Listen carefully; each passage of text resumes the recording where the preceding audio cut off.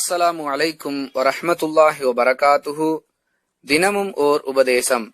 ரசூலுல்லாஹி ஸல்லல்லாஹு அலைஹி வஸல்லம் அவர்களிடம் வந்த ஒரு மனிதர் மறுமை நாள் எப்பொழுது வரும் என்று கேட்க, அதற்கு நீ என்ன தயார் செய்து வைத்திருக்கிறாய் என்று ரசூலுல்லாஹி ஸல்லல்லாஹு அலைஹி வஸல்லம் அவர்கள் அந்த மனிதரிடம் கேட்டார்கள். அதற்கு அவர், அல்லாஹுவையும் அவனுடைய தூதரையும் நேசிக்கிறேன் என்பதை தவிர வேறு எதுவும் இல்லை என்று பதிலளித்தார். அதற்கு நபி ஸல்லல்லாஹு அலைஹி வஸல்லம் அவர்கள், நீ நேசித்தவர்களுடன் தான் மறுமையில் இருப்பாய் என்று கூறினார்கள். நபி ஸல்லல்லாஹு அலைஹி வஸல்லம் அவர்கள் சொன்னதை கேட்டு நாங்கள் மகிழ்ச்சி அடைந்ததை போன்று வேறு எதற்காகவும் மகிழ்ச்சி அடைந்ததில்லை. அறிவிப்பவர் அனஸ் ரலியல்லாஹு அன்ஹு. நூல் புகாரி, ஹதீஸ் எண் 3288.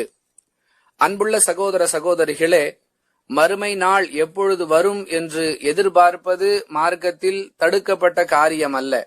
மாறாக அதற்காக நாம் என்ன தயார் செய்து வைத்திருக்கிறோம் என்பதையும் யோசித்துக் கொண்டே இருக்க வேண்டும். அந்த நாளில் அல்லாஹுவை சந்திக்கும் பொழுது நம்முடைய நிலைமை நல்லதாக இருக்கும் விதத்தில் நம்முடைய தயாரிப்புகள் இருக்க வேண்டும் என்பதை விளக்கும் விதமாகவே இந்த உபதேசம் அமைந்திருக்கின்றது.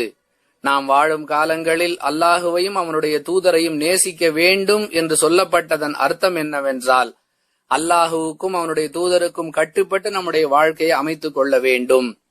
அதுதான் அவர்கள் மீது நாம் வைத்திருக்கின்ற நேசத்திற்கான அடையாளம் என்பதை விளக்கும் விதமாக திருக்குர்ஆனிலும் ஹதீஸிலும் ஏராளமான சான்றுகள் வந்திருக்கின்றன. அத்தகைய நல்வாழ்க்கையை அல்லாஹ் நமக்கு வழங்குவானாக.